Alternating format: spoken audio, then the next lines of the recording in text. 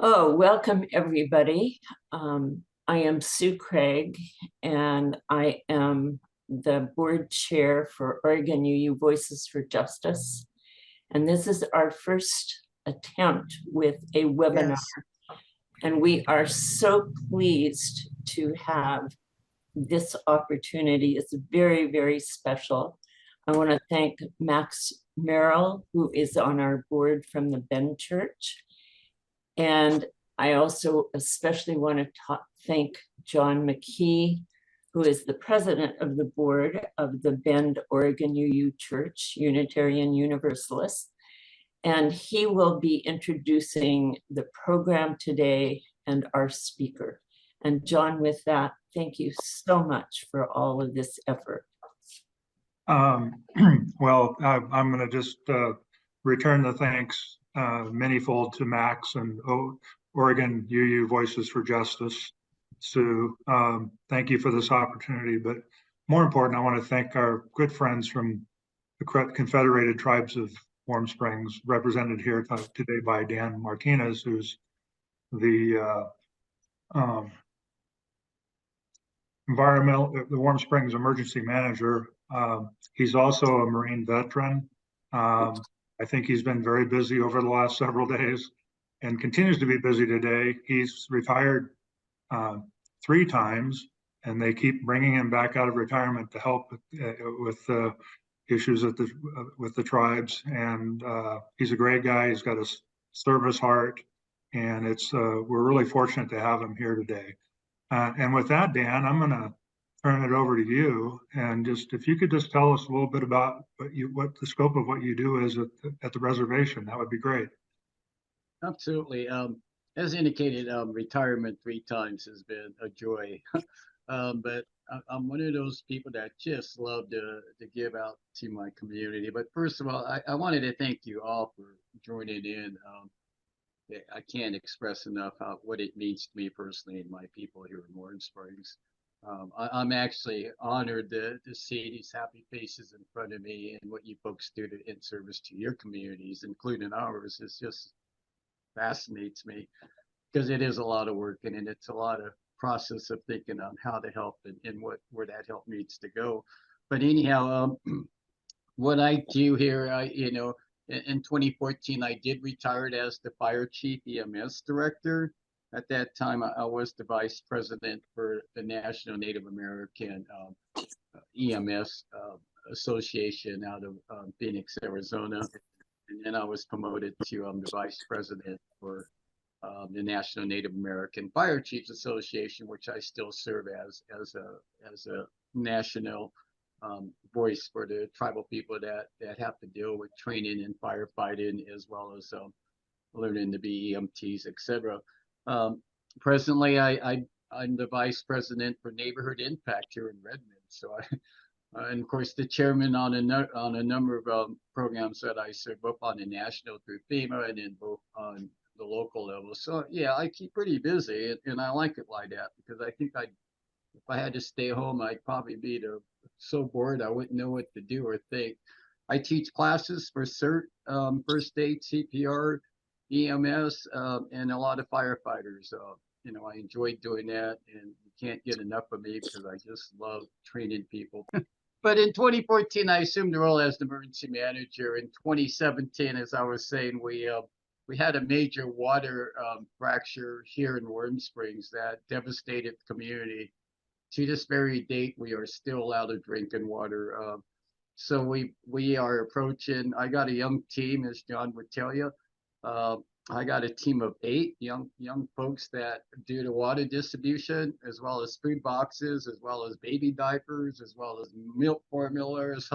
I picked up some turkeys today to give out to the veterans, which, they're dear to my heart, because I'm a veteran myself. But I never dreamed that as an emergency manager, I would be doing so many services to the community. My mindset was disasters, earthquakes, dam breakage, floods, accidents. But today and now, for instance, we're handing out indicators for smoke. We're dealing right now. We got EPA handing those things out. So we're really working on keeping our community safe, from air quality to heat related issues to the drought that we're dealing with, to climate change. So, we just about ventured down every lane. And I never dreamed an emergency manager would be doing that. So, but we are. I got some young kids there. We're approaching 8 million gallons of dispensing drinking water by hand, unloaded, reloaded. We don't deliver. Um, the last 2 years we've had people remain in their vehicles, so we had to deliver the water to those vehicles. So we give out the COVID kits for testing. We do a number of that. We give out fans. We give out air quality issues so people could elders that deal with emphysema or so we. That's just somewhat of the highlight of what we do here. Again, I never dreamed, John, as an emergency manager, I'd be doing all these things. And as you know, I'm the chairman for the Aspiration, the meeting you go to, enjoying the focus group that Alert from comes low from, battery. they come from all parts of Central Oregon to assist the tribes. But my heart goes out to you folks for your contribution for our drinking water. I can't tell you the importance of what it means to pick up a glass of water for our elders. I mean, the boil notices comes out, but that boil notices means grandma can't pick up the water jugs or the water as she's boiling. Now, we had a case earlier in the summer where the grandmother had her 8-year-old kid pick up the hot water and it spilled on them. And so we had other, so we don't want to do that. So we make it a point to get out, our nurses, our volunteers to go out and deliver the drinking water because we just can't do it. And so we've done a lot of that. So we are 1,000 square miles. A lot of people don't realize that we have 5 subdivisions. You are in my central hub right now, but in 50 miles in every directions, we got communities within the reservation. Everything from the Round Butte Dam all the way to Mount Hood, all the way up to basically Lion's Head, basically below the crest of Mount Jefferson, and then of course Simnasho. And so a lot of folks don't vision that. They only see Warm Springs as you're driving through. So it's my task to kind of make sure those folks are taken care of as far as delivering water and getting water to them, or getting food boxes or any other means. So where we're at today now is a lot of the water wells as a result of drought and climate change are going dry. And I pray to God it doesn't happen to Ben or anybody else, because now we're testing the water wells, not only to make sure they're safe, but if we have to dig deeper to get fresh water, we're doing that. So I got a grant, and it's only was for $22,000, but we make do with what we got. So we go out, we test these the water wells, and what we have been doing now is we're taking fresh drinking water and we're filling up the water wells. So at least, when time is allotted, we could then get in there and dig deeper for those families that need drinking water daily. So I'm working with state agencies. We bring in portable water through tender units, and we fill up these water wells that are going dry, so then people could have drinking water, at least for showering. So there's a lot going on, and I don't know if that I covered it real fast, John, but basically I can't say it's in a nutshell because I'm locked in that shell, and we need a lot of help. The tribe doesn't have the money, which makes it hard. It breaks my heart to think that we're placing our community at risk every day because they don't have money to even purchase drinking water. So I rely on contributions, donations, which is really hard for me to do, to be honest with you, because I'm so resilient and so focused. We've got rivers, we got creeks, we got water that flows through, but I just want you guys to know that water that you see floating through the Deschutes River and along the Chautauqua Creek and Warren Springs River, it's all polluted. It's done. I mean, we've done what God had asked us not to do. We've ruined this earth, so that water isn't safe to consume. So what we're trying to do now, at least with our infrastructure, uh, we're trying to build it back up and put more of a filtration system for purification. That isn't going to happen for 3 to 5 years. And once that's done, we still have the lead pipes that are feeding this community in the last 8, 9 miles that it's laid into this pipe system that's causing a lot of sickness to our community members. So we've had to shut buildings down. We've had to, this shouldn't be anything new to a lot of people, but when you have lead in your pipes, it's deadly. It's bad for our young people. It's bad for everything, your brain and stuff. So we've had to shut buildings down. We've had to figure different methods of getting that water from point A to point B. But for a small community, we have a lot of major issues going on. But I'm very optimistic with hands that you guys feed us with, the donations you give us, even if it's a case of water, brings joy to my heart, and it really does. And I just want to thank all of you if you contribute anything of that nature to my tribe, because it means everything to my people. I see there was a hand up.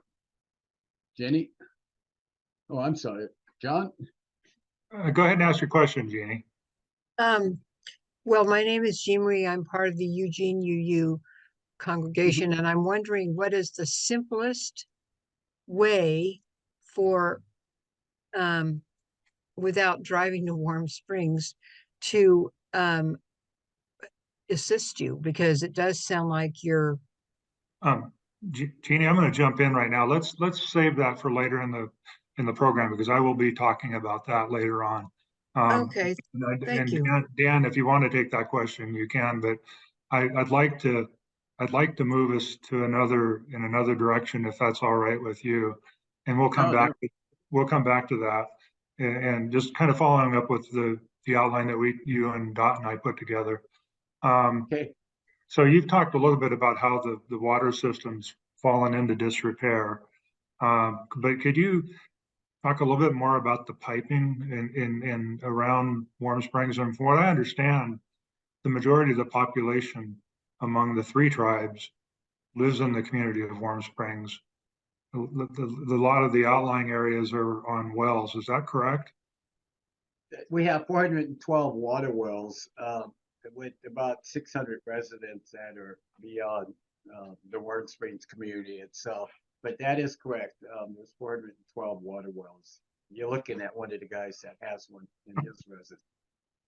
And so, unfortunately, mine is working just fine, and I check it every year. I run a check on it to see if I got plenty of drinking water. So, yeah, not all the wells have gone, but a good, as of the last count, bear with me. As of the last count, I think we had 18 wells that were dry. Yeah, 18 wells that have gone dry. So so you're providing water for those folks as well then? Yep. So the piping around the community of Warm Springs, where the majority of the population lives, is there anything ongoing currently to try to address that problem? We have, I put in for a state grant 3 years ago. I don't know when you were here last time, John. We ordered through the state resources a water purification system. It's capable of putting 30 gallons a minute of drinking water, and it's mobile. I could hook it to a truck. Unfortunately, it's so heavy, it needs a dually to move it around, but nevertheless, it's feasible. So, and then I've got a 1,500 gallon container, 250 gallon containers, and 1,000 gallon containers that we could put into our trailers and branch them out of this region to service those folks that need drinking water for their cattle or for, for grazing out there, because we have a lot of ranchers. We also, just so you folks know, I also service Maupin, John Day, Mitchell. I don't know if you guys know that. We go all the way to Burns, Oregon to help out with their water crisis.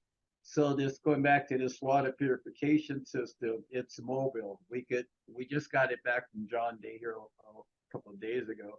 but it's complicated because of the weather right now. The potential of it freezing. I have to make sure it's readily available. So we use air compressors. We use whatever it takes to get the water out of the piping system from freezing. And getting back to the challenges behind that, John, is a lot of these people don't even know their well is dry until they run out of water. So what I'm trying to do is put together a policy with our utilities branch to say, well, why aren't we checking them monthly? Why aren't we checking them annually? Why aren't, because, these elders that live way out in these community members don't know how to do that, but we do. We've been trained to do that. But when you're talking 412, water wells, doesn't sound like much, and they're stretched out at 100 square miles. It takes a lot of work to do that, but we tried. Oh my God.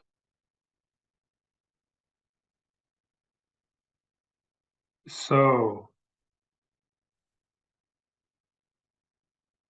you can tell Dan's a busy guy. He's wearing a lot of hats. So Dan, I appreciate you've got to take calls while you're even doing this kind of thing. Just what it is. But can you talk a little bit about? I've heard that there's some money being spent to replace some of the piping from the creek in Warm Springs. Can you talk about that a little bit? The complexity of the challenges the tribes face, and I really think it's imperative to share this. So to be a Indian Affairs is a trust responsibility. Now, I'm living in an area that there used to be a boarding school, for boys and girls. The Catholics facility is located behind this old school. And as we all know, historically, they were deprived of their language and blah, blah, blah. So the Bureau of Indian Affairs, in the wisdom, decided to put in a pump house out of Shittite Creek. Well, in the expansion of the community, they continue on with that piping system. In 1979, the tribes decided to build a water pump or a water system out along the Deschutes River, which is about 9 miles from where I sit. It's that facility that pumps the water out of the Deschutes River to our community through holding tanks to feed the greater part of Warm Springs. So what's happened is the BIA refuses to pay for their defective pipes. So Warm Springs, the people themselves have been asking for donations through Congress, the Senate, through the state agencies, through the lottery monies to replace that piping system. But when you're talking 9 miles of 34-inch piping, and in today's economy, today's price, I don't even want to go down that road. You could see we could spend $1 million just putting in 1/4 mile of pipe. It would have been more feasible to do it 20 years ago or 10 years ago. Again, I think we're accountable for not checking that stuff. So the BIA has washed their hands on it and said, listen, we don't have the money. And so we involved Indian Health Service, which is also a trust responsibility. They have contributed some dollars, but so we turned to our senators and congressional leaders and said, how could you help us? As a result of that, we got $22 million, sitting for that piping system. But in that process, John, what was it last March, the facility caught on fire. That is the main water pumps that brings it out of the Deschutes River. We were in the process of putting a new purification, a new chlorine system in there. And for whatever reason, it burned out the whole system, which sets us back now. Without a pump house, you got what good are the pipes? So we've been trying to get that fixed. We're projecting, like I said, 3 to 5 years before we finally get everything up and running and still got to replace the pipes. So it is, historically speaking, the tribe blames BIA. And I'm the guy that said you can blame all you want, but it isn't providing the service to the community that needs it. They need their drinking water. I don't care. Who's blaming who? they need their drinking water. Because water is life. I mean, without it, we're all going to die. And I don't want my people to die. So, So, so thank you. That makes sense. So if I understand correctly, there's repairs being made to the pump house that caught on fire. Is that correct? that is But, correct. but 3 to 5 years from now, that would be a new pump house. Is that right? That is correct. If not sooner, the projected date is 2027. By then, and again, the Deschutes River isn't the cleanest river right now, but it is what it is. It is the only thing we could tap into to provide drinking water. So we have to figure out a way to purify it. So And that's the strategy. is there the 22 million? Is there money in there to replace the piping also? Is that just Strictly committed to the pump house, and strictly committed to the filtration system. I mean, it baffles my mind, I think, how it could cost so much. I mean, but when you're talking chlorine tanks, you're talking purification. I mean, like one of the contractors says, this is 8 ounces of drinking water down. It's a 7-Up, by the way, but it took $8 to make it. Are you with me on that? Mhm. 8 ounces of drinking water took $8 to Wow. given the cost these days. And so, yeah, so, and I'm like, wow, I mean, that's one way of putting it, but in reality, it goes down in its price once you consume it. But So I think we're a small enough group that we can move now into more of a conversation. And Jeannie, I'm going to let you ask your question again, but then after Jeannie's done, I think it was you, Jeannie, that asked the question. If you could, if anyone else has a question, please try to write it into the chat, and I'll just read it for Dan. And David, your question will be the next question we'll ask. So go Thank you ahead. very much. I never know if stuff I write in the chat shows up. Because you I'm did. blind, but my question is, what is the simplest way? Sorry, the computer read me the chat that somebody else just wrote. Right. So my question was, what is the simplest and most effective way for us to donate either water or money? There's one thing that I have in my house that is designed by the military and used by the military, and it's a water filtration bottle that's a quart, and it will purify muddy water into drinking water. Yes, and we've gone that route. In fact, I got a young lady from Traces that is getting a number of those units to install them into these residents. So yeah, we are looking at that. We're looking at purchasing, I believe it was either 2,800 or 3,800. I don't recall. But yes, that's one of our objectives, to do that, particularly into our elders facilities and our elders that live out in rural areas. So yeah, that's in the process. Will it work? I don't know. Still, we got the problems of water not getting to those residents is where the problem is. The water is not floated, and I think that's what creates all these challenges I'm faced with. We went, let me see, how many? I think we went through close to, let me double check. We went to close to 31 days without water in July and June, when it's the worst time to happen. So, but yeah, the filtration system is a solution. In response to donations, yes, I get gift cards sent to me all the time, and we sometimes, if we have to, we give it to a family that's going to Safeways or going to Fred Meyer's, which is a drive within itself from here. And we give them gift cards primarily not for drinking water, but for baby formula. That's been a big issue here. I don't know why, but it is. And in families, we only have so much baby formula, but what was it, 8, 9 months ago, there was none in the shelf. So, and then we give out diapers, but mostly we use it to purchase drinking water for those families, for funerals, for camping.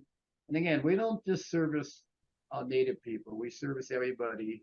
I train my folks. If somebody knocks on that door and says, "Hey, I need some drinking water," you give it to them, and that's how we operate. So contributions, donations. I don't know if your church. I think you guys do send us a $400 gift cards every month. I know one of the churches, the Church of Hope, I think out of Bend does that. And then we primarily, if you're not comfortable sending gift cards, we tell people I think John, you're part of that team that just does a purchase order through Safeways, and then we pick it up. But now that we're getting into a different season, where it's a risk now, icy roads, snow, we prefer just to get the gift cards like during the slow season, during the winter season. So then we could, if and when we go to town, or if a family goes to town, we could just hand them a gift card to pick up drinking water. Does that help out the answer? Jenny? Jeannie's nodding yes. And I apologize if chat is not a workable solution for asking your question, please do feel free to raise your hand. Thank you, Jeannie, for pointing that out. And John, may I interrupt for a moment? This is Sue. I have difficulty hearing, and even though my hearing aids are in, Dan, if you sit up the way you are now and speak directly, it helps me a lot. Thank you. You're welcome, Sue. I would do that. Okay. Next, I'm going to ask a question from David Delk in Portland. Dan, would you talk about the reason why the wells are going dry? What can be done so that they don't go dry other than drilling deeper? The drought, the climate change. We rely on a snowpack like most agencies do, or most community. It's basically we're underneath the drought yet. We're underneath an emergency drought within the boundaries of reservation. So yes, we've gone deeper. I think the average now is 366 feet, if I'm correct. I always got to look back on my notes. I don't want to mislead you guys. I'm pretty sure it's 366 feet, but it's not so much about finding the water, it's getting to the water.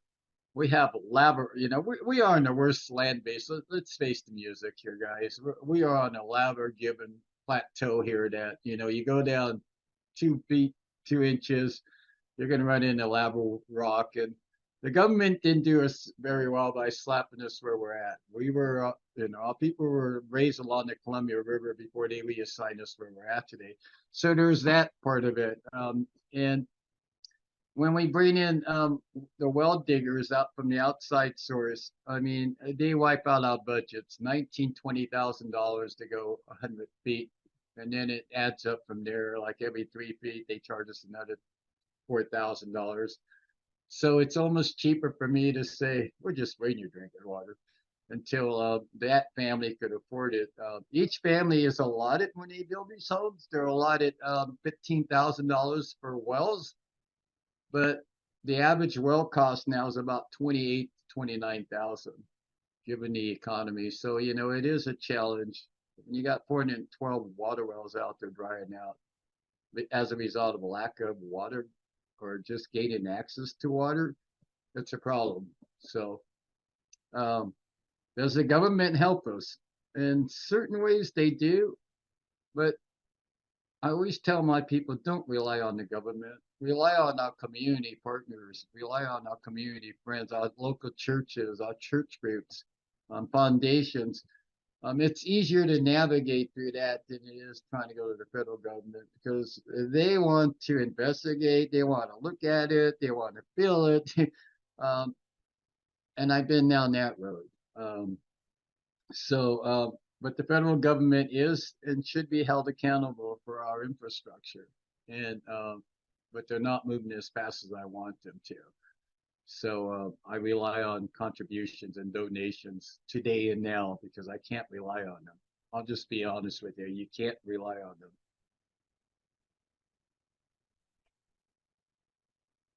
Back to you, John. Yeah, Dan, it's taking me longer than it should have to unmute.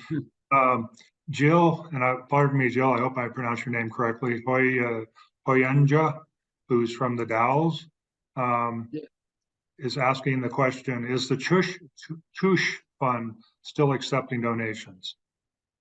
Yeah, no, they are not. That committee that did the fundraiser in Portland and beyond, I believe they raised close to $900,000. A lot of that money went into equipment that was needed to repair the system itself. I'll be blunt with you. I never got $1 of the Choose Fund for drinking water. It all went into the equipment that was needed to repair the system, and rightly so. I mean, so it played a big role in trying to fix the broken pipes. The tribes was over their head. I mean, as I said earlier, $1 million for a quarter of a mile of pipe, and it was outrageous. But so it's not going to take what $48 million to stretch out new pipe between here and where we want to pump the water out of. We just don't have that money. Bottom line. Thank you, Dan. Emily from Portland has the following question. In the Willamette Valley, my son is having great luck with catching water off of his roof. Is that possible at all in Warm Springs? It is. And, I'm glad somebody brought that up. We are experiencing, right now, we've got water that's being condensed through our solar panels. And through that condensation or through it being condensed, we're able to capture drinking water out of it. Problem there is people don't like the taste. Well, it's fresh drinking water. I don't care if you don't like the taste. Are we allowed to get it off the rain gutters and stuff? Yes, we do that. Again, we tried it in a couple of areas, raindrops, recovery from the system. Again, it's going to take a filtration system because we have pine needles, we got bird crap in there, we got squirrels that die up. There's all these other, I don't know, challenges that we deal with. But I personally have one where I recover the rainwater, and then when I test it for pollutants, it's almost 72% to 75% polluted because of bird droppings or because of bees, or and so. But it is an option, and I thank you for that. Next question, I'm going to ask read a question from Phyllis Klein, and then Nancy Hecker has her hand up. So I'll switch to you, Nancy, next. So Phyllis writes, are more wells feasible, more affordable?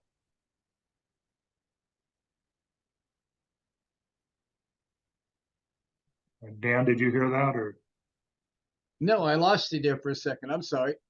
Yeah, the question is, are more wells feasible, more affordable? Oh yeah. We have a moratorium in place in some of the divisions because of lack of drinking water or the cost of drilling.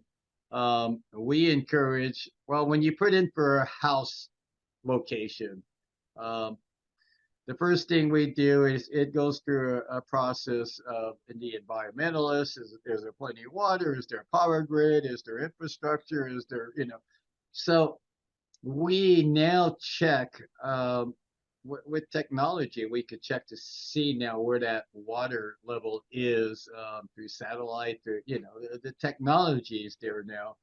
And if we feel like it's a risk for a building to be added there or a residence, we decline. We deny them. So we have a lot of areas that are in moratorium status right now, not too far off the grid. I mean, you could drive through Warm Springs, and if you drive within a quarter of a mile inland, all that is in the moratorium phase right now because of the drought and because of the climate change.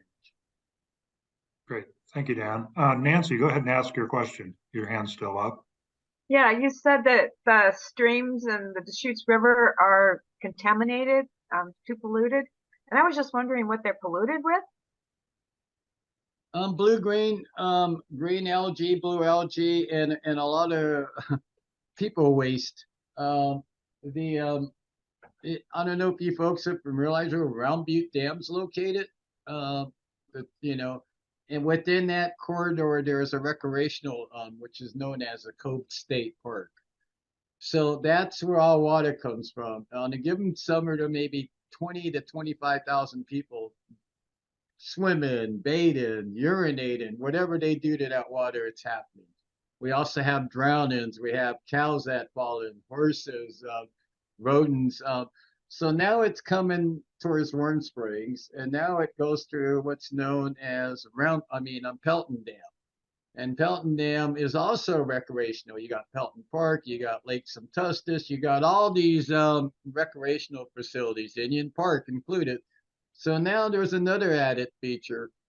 I hate to even bring this up, but between Pelton Dam, and I hope you research this, and between the regulating dam, we have what's known as runoffs from the farms. They're herbicides, they're, you name it, they're pollutions, they dump everything into the canals and it feeds into the Round Butte Dam, into the regulated dam. And then it finally floats down 6 miles to where our treatment plant is located. And by the time it gets there, it is so polluted. The filtration system works day and night to clean the water. We have a biologist there. I forget what they're called now, but they constantly check the drinking water. But today and now, there's an issue with blue-green algae, and I think you folks understand what that is. You lick it. If a dog licks it, a horse or a cow, they die. It's that quick of a death. And we're finding lots of cows. That's what gives us the indicator. Hey, wild horses are dying because they're drinking the water. So I don't know if that makes sense to you. So when I say it's polluted, how polluted is it? I'm not exaggerating. It's the 6th dirtiest river in the United States, number 6, and it's in our front door, in your front door. So that's how polluted it is. How do we fix it? I asked if we could just relocate that, pump house, but mankind, and being who we are, we think we could fix the problem. We may fix the problem, but it's also killing our people. So that's where my thoughts are at, Anyhow, I hope that answers it. Thank you, Dan. The next question is from Bruce Bohm, who asked, what is it about the 9 miles of pipe that made it defective and unusable? There is what's known as, well, I'll explain it like this. They're like baffles. So when the water floats, it opens up. Well, these baffles were basically from the early 1900s, if not, probably 1935, 1940, around in there. And so they've deteriorated. So they may open and some get stuck. And when they get stuck, the pressure that's building up behind them busts. Those pipes give way.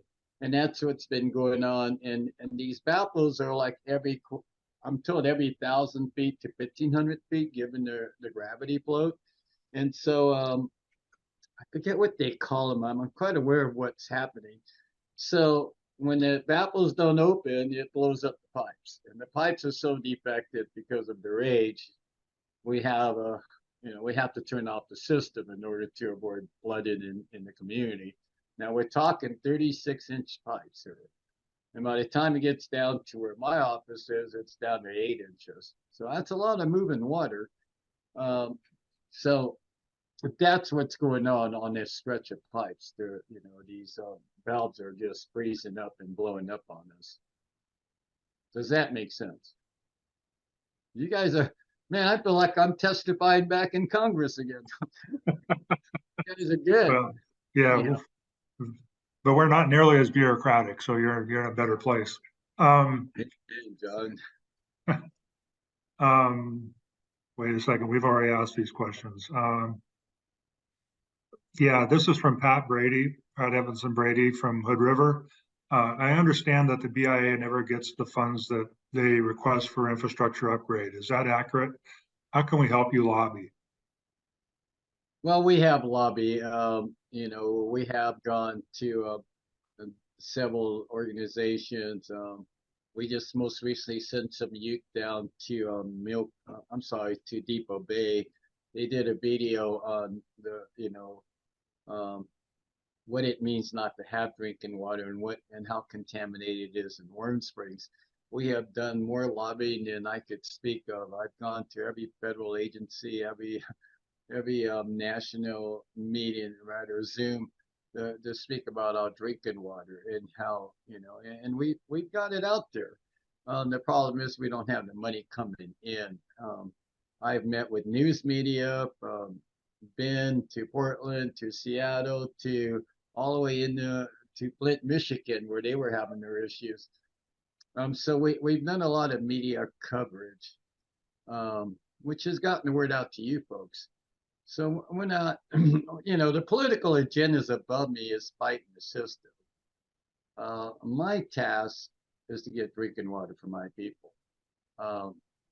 I'm so frustrated with the system above me that, nobody seems to have an answer. It's all about the almighty dollar and what it, but that's where it's at. While they're arguing and disputing who's going to pay for what, all I want is an 8 ounce of glass water given to our people. And that's where I'm at. So I try to stay out of the political agendas now because it's frustrating. You all know what's going on the Capitol here in Washington, D.C. The Republicans, the Democrats, well, they're at odds and it's so dysfunctional. And I hate to say that. And it's so unbalanced.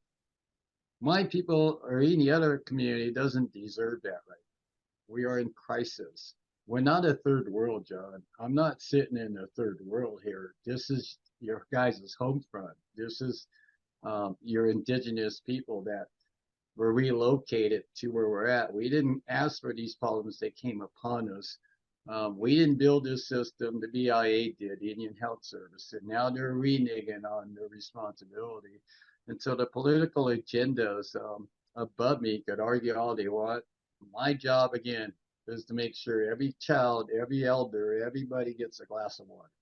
So that's where I'm at with it, if that makes sense. Well, thank you for doing that, Dan. Appreciate it. Taking care of the people is the most important thing, isn't it? So let me, Catherine Scoden asked if UUFCO is still receiving donations for purchasing bottled water. The answer is yes, and I'll talk more about that in a little bit. Is the state of Oregon providing funds for any of your water problems? Yes, they are. Again, they brought in the water purification trailer. They have contributed truckloads of drinking water. We just had one come in last week, 12 pellets of drinking water. So it is a pain asking them because it goes through the Oregon Food Bank. The food bank itself processes it through Redmond, and then Redmond keeps a little bit of their share out of it. And then we may start out with 16 pellets and end up with 9 or 10 because of the process of deliverables. So yeah, the state does their part. Are they required to? Not really. It's the importance of having partnership in my mindset. I want to make sure that I respect and honor you folks and the state agencies as a partner, as a friend. So, and I say that really with a true meaning out of my heart. I always believe today and now we are mentors and role models to the young people that work underneath me. How we function, how we treat each other is going to decide their future. And so I make that a point to say, hey, you can only ask for help, but beyond that help, we're partnerships. We're religious in tune. We're focused into an unmet need. And I think when you look at that unmet need, it gives you an opportunity to try to help. I mean, I'm not going to hesitate help Ben Redmond, because I've been there as a fire chief. I've sent fire trucks. I've sent ambulances. I mean, I've sent myself to be an incident commander. I know what it means to stretch out. Um, and a lot of people, and I get that, a lot of the outsiders have a number of questions that, you know, that they want answers to. I can only answer so much, but again, above me is where the fights are taking place. Below those fights, I'm saying you guys do what you have to do, and I'm giving out drinking water. So anyhow, I don't want to say anything more than that, John, because I really am where I'm at now because I do care about my community for that sake. So I'm going to ask one more question, and I kind of know what your answer might be already, Dan. But because you've pointed out that you try to stay out of the political fray, and just try to take care of the people the best way you can. But this is a question from Ann from Unitarian Universalist Fellowship of Bend, of Central Oregon, sorry. Have Senators Merkley and Wyden been to see the water system problem? If so, what was the outcome? And she suggests that maybe a letter writing campaign through UUA of Oregon might be helpful. Yes, they were both here, including the governor. They actually spent quite a bit of time with me personally, going over. They were totally inspired by how we were dispensing drinking water. Well, you've seen what we do, John, and at the same time giving out food boxes, diapers, hand sanitizer. You know, the thing I want to emphasize too, yes, politically they helped us. They got us what, $23 million for our infrastructure repairs. But the other thing behind that, I guess they were a little bit caught off guard when I said we also provide showers. We also provide homeless people in the homeless shelter drinking water, and we provide them hot meals, and we provide them showers, which is, you know, John's right across the street from my office. And we also bring in showers. We contract with folks out of Washington, you know, who bring in their showers, because it's one thing you can't drink the water, but it's another thing convincing people it's okay to shower in it. When it comes out dark brown or it comes out smelling like a sewage, you know, I pray to God that never happens in your community. So we provide that.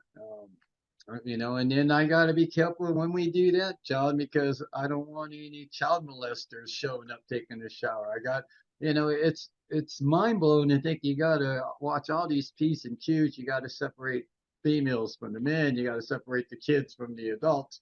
So I bring in 6 showers, and you know, and excuse me, and set them up for the sake of the community. And then I got to figure out how I'm going to get a heater to warm those. So the logistics behind just a glass of water goes beyond that thinking mechanism.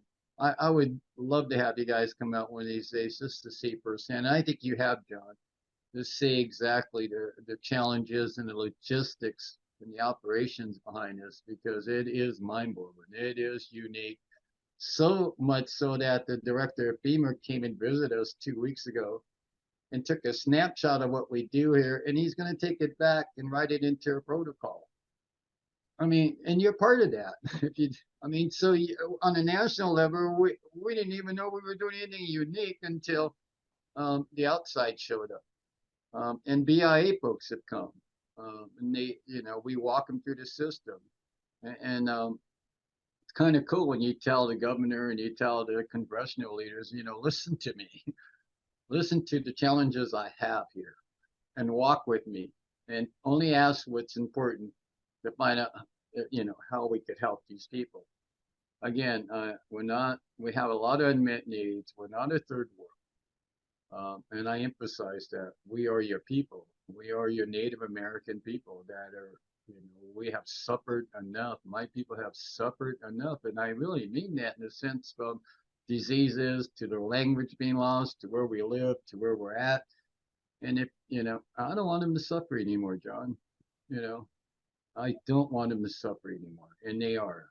And I would encourage any one of you to come and just walk through my community and see firsthand, you know, when grandma's got to pick that hot boiling water off her stove, and her 9-year-old or her 9-month-old baby's crawling around and she's almost dripping it on him. I mean, it's just heartbroken. But anyhow, don't get me going.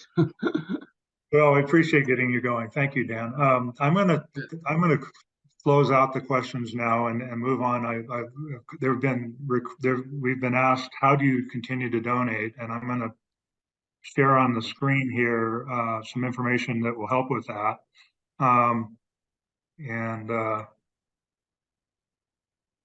Before I do that, I just want to acknowledge we need to leave by this seminar ends at 5 o'clock, so we're close to the end.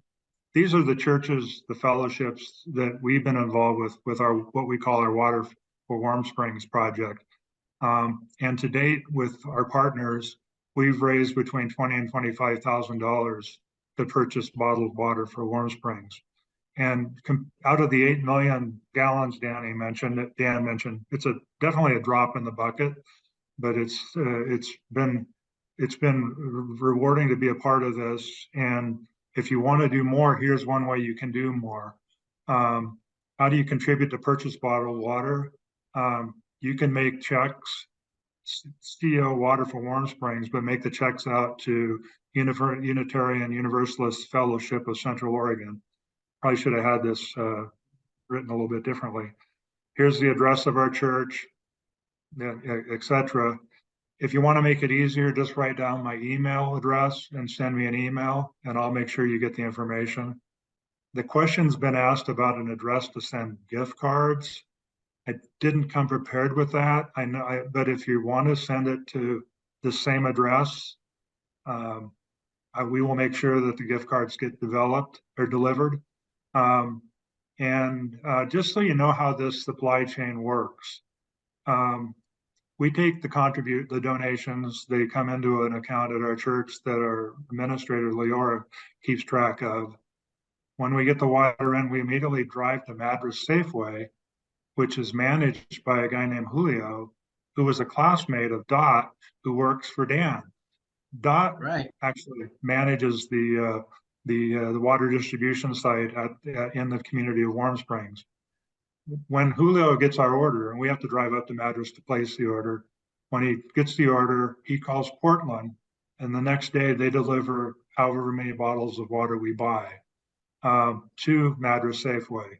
Then Dot and Dan dispatch their truck out to out to Madras, where the water's loaded into the truck on pallets with a forklift. It's driven back to Warm Springs, where it's put into a storage facility.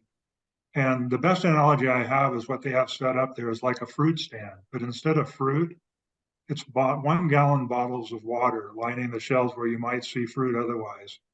And different members of the tribe drive through and pick up their water when there's a boil water notice.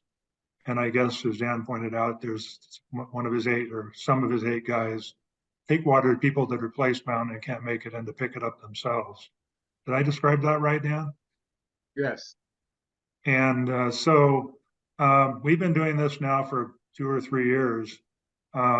It's a pretty slick distribution system, and it's a way to get water directly. But if you want to send, you can send us checks or send us gift cards, and we'll either buy water or we'll make sure that the gift cards are delivered. May I make one suggestion here? Sure. At our church in Eugene, we're going to have a bazaar.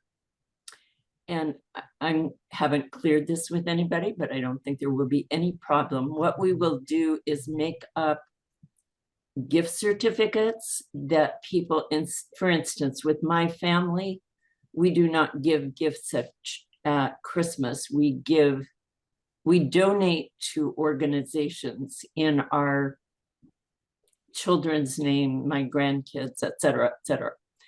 And I think this would be a lovely thing to put out, these gift certificates that we can give out with this information that people can use as Christmas gifts or any kind of gifts. So that might be a way to do a much larger group of people. We're hoping to get people from outside our church community. Okay, well, I'm gonna close this here because we're coming close to 5 o'clock and our time is near the end. And I just want to once again thank all of our church partners that have helped with this effort. Thank Oregon UU Voices for Justice for hosting this and facilitating this webinar. Max, who was a member of our church, who was instrumental in making this happen, and also Maggie Miller, who's one of the faces you see in this Hollywood Squares set of folks that are around in this meeting, who actually was the person that inspired and initiated this whole Water for Warm Springs project. But most of all, I want to thank Dan Martinez, great guy. He did a wonderful job helping us, understand what the issues are that you're facing. And it helps us, I think, understand what we might be able to do to help you. So we really appreciate it. Dan, thank you so much. What a privilege to have you on with us. You're just marvelous and doing everything possible to help. And that is, we just very much admire you, and we want to thank you so much for presenting this today. And I know it's brought up a lot of questions about water in Oregon, which is at the basis of all this, which we all need to be thinking about very, very deeply. This is going to be a continuing problem. And possibly they may need to come up with a different place for your 600 people to live if this doesn't work up there, if there's no more water out there. And Eastern Oregon as a whole is having a very, very difficult time. The alluvial water supply is going down significantly. They should never, ever have allowed homesteading out there. That's my opinion, because it's not a place for cattle, and so on and so on. Anyway, thank you so much for bringing this to us. We appreciate it very, very much, and we'll do what we can. Thank you all.